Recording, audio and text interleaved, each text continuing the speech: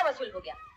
अभी क्या होता है उस्ताद, हीरो अपना बाप से बोलता है ना मुझे तखत मांगता है ना ताज मांगता है, सिर्फ हीरोइन से शादी करने का है, खलास। अरे बड़ा धांसू फिल्म है, किधर लगेला है? अरे इधर ताज टॉकीज में लगेला है। अब तुम भी देखेगा। हाँ, अभी क्या होता है उस्ताद, बादशाह एकदम हलकट है, अपनी हीरोइन जो होती है ना उसको जेल खाने में।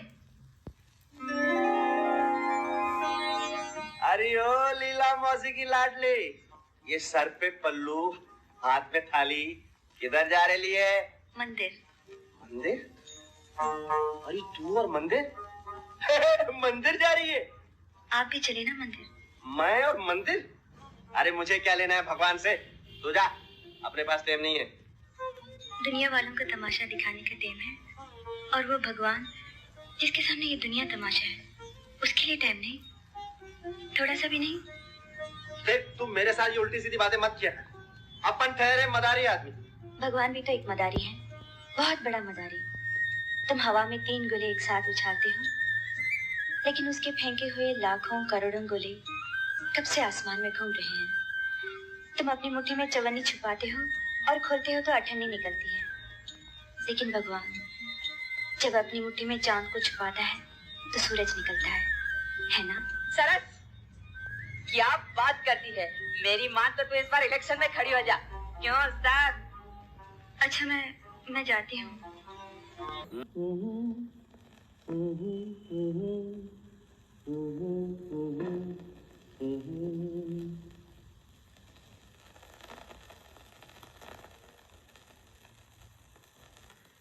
ये बेचारी अपने बिस्तर में सो गई। क्यों सो गई? साहब अपने पेपर में छपाया था ना, बच्चा पालने वाली की जरूरत है, उसे पढ़ के यहाँ पे आ गई। बारिश में बहुत बुरी तरह से भीग गई थी और गरीब का सामान भी चोरी हो गया था, इसलिए मैंने इसे पहनने के लिए आपकी लुंगी और कुर्ता दे दिया। नमस्ते करो जी अपने साहब। नमस्ते, माफ कीजिए, मैं बहुत थकी हुई थी इसलिए सो गई। ठीक है, तुम उठो, नींद आ रही है, सोने वाले। उठो जल्दी। Darling, I love you. मेरे मन मंदिर में तुम्हारे ही प्यार का दिया जल रहा है। दिया तुम्हारे दिल में जल रहा है डार्लिंग, आग मेरे दिल में लगी। यहाँ हाथ रख कर देख लो, मैं खुद तुम्हारे प्रेम की आग में जल रही हूँ। चला दिया बेचारी को। यही तो कह रही थी, ये जल रही है, मैंने आग बुझा दी। सुन रहे हो डार्लिंग, कौन है ये? हमारी मेड सर्वेंट।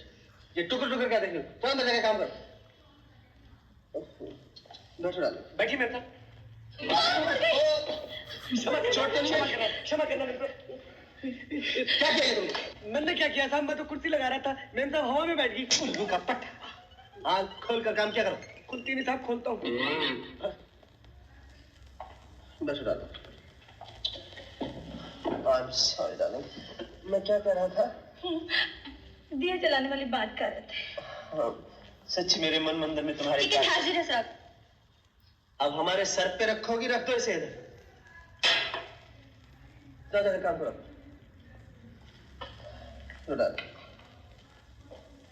तुम्हें टांगे पसंद है या सीना? क्या? मुझे तो चिकन का सीना ज्यादा पसंद है। कितने मिर्ची है इसमें?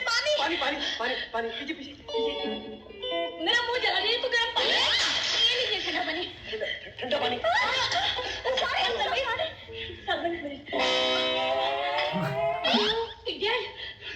किन जानवरों में आपस हूँ मैं जाती हूँ। नहीं डार्लिंग, प्लीज, मेरे मन मंदिर में तुम्हारे प्यार का दिया जल रहा है। आग लगे तुम्हारे मन मंदिर को, खबरदार जो मुझसे मिलने की कोशिश की, बस कमी नहीं। प्लीज सुनिए तो मेरे साहब। ये गुलदस्ता तो अच्छा है, खूबसूरत है, लेकिन मेरे भाई से ज्यादा खूबसूरत नहीं है। लेकिन फिर बहुत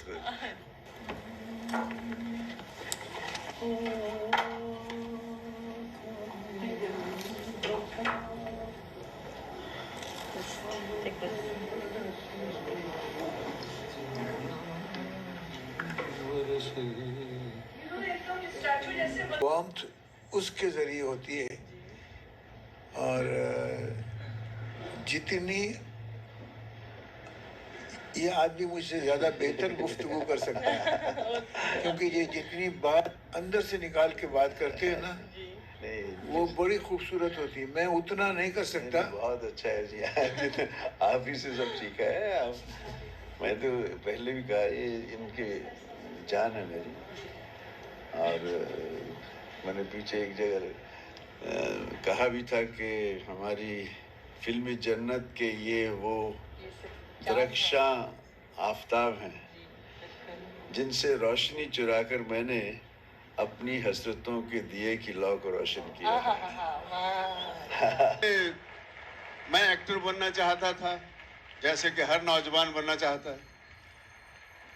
मैंने और किसी से कभी जाहिर नहीं किया किसी पर कि मैं एक्टर, क्योंकि कोई एक्टर बनना चाहता है, जब जाहिर हो जाता है तो मजाक का मौजू बन जाता है। तो मैंने सिर्फ अपनी माँ से, अपने घर के लोगों से, अपने बहुत करीबी दोस्तों से कहा कि भाई मैं एक्टर बनना चाहता हूँ। मैंने अपनी माँ से कहा कि मुझे बाबूजी की तनख्वाह से पैसे बचाओ और मुझे बॉम्बे भेज दो। बोले ऐसे आपको पता चलेगा, तुम फैमिली के सबसे बड़े हो, जिम्मेदारियों का तुम्हारे पे बोझ है, कैसे जा सकते हो, तुम अर्जी भेज दो और तुम्हें नौकरी मिल जाएगी। मैंने कहा ये नौकरी वैसी नहीं है, जद्दोजहद करनी पड़ती है। तो इसी तरह फिल्म फेयर में कुछ अर्जी नुमा इश्तहार छपा के एक्टर एक्ट्रेसेस चाहिए। मैंने वो भर के भेज दिया। उस फिल्म फेयर ने मुझे बुलाया, सिलेक्ट किया, और आपका ये भाई दोस्त धर्मेंद्र बन गया फिल्म फेयर की वजह से। फिल्म फेयर हमेशा मेरी जिंदगी में एक हमेशा याद रहेगा।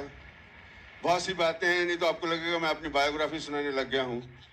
तो लेकिन साथ साथ आप सबका ममनून हूँ, आप सबका आभारी हूँ कि आपने भी, मैं जानना चाहूंगा कि क्या, देखिए कितना कुछ करते हैं, तो आई वांट टू आस्क आपने क्या किया ऐसी फिजिक को मेंटेन करने के लिए? हमारे घर में नल लगाने के लिए हैसियत नहीं थी। अच्छा जी।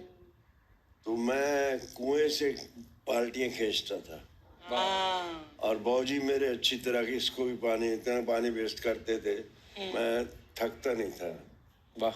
और कुतरे की मशीन गाय के लिए वो करना, अपनी बड़ी उम्र के लोगों के साथ कबड्डी खेलना। वाह वाह। पता नहीं किस दरख्त की हाइट नहीं पता था, नाक पकड़ के तड़ाम छलांग मार।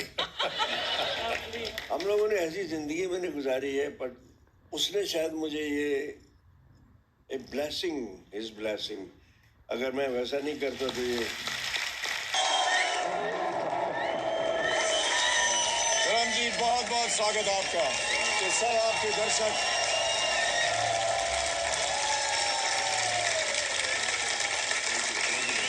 बहुत बहुत धन्यवाद और बहुत बहुत स्वागत आपका धर्म जी हमारे इस कार्यक्रम में। करोड़पति के बैठ जाएं।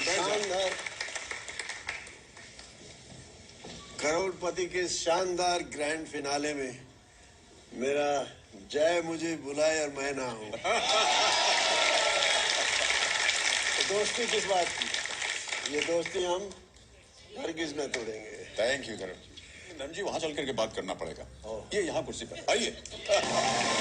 जश्न पर आए मेरा परिवार, ये कैमरास, ये जर्नलिस्ट, मैं फैमिली कहूँगा। हमारा दामन चोली का साथ है, अब दामन कौन है चोली कौन है हम तय करेंगे बाद में।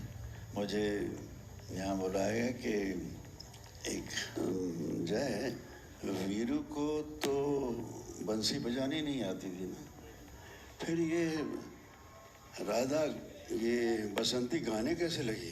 कहते थे ना, राम ने शाम ने बंसी बजाई, ये कैसे अचंबा हो गया है। और उसके बाद वो धन्नो भी धन धन धनाने लगी।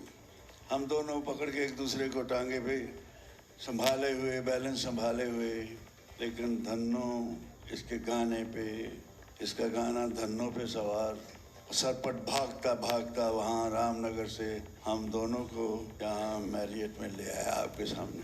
अब और क्या कहूँ इससे अलावा, बहुत खूबसूरत दिन है, बहुत प्यारा दिन है। कहने का अंदाज तो कुछ ठीक था, शायद अच्छा लगा हो। Love you.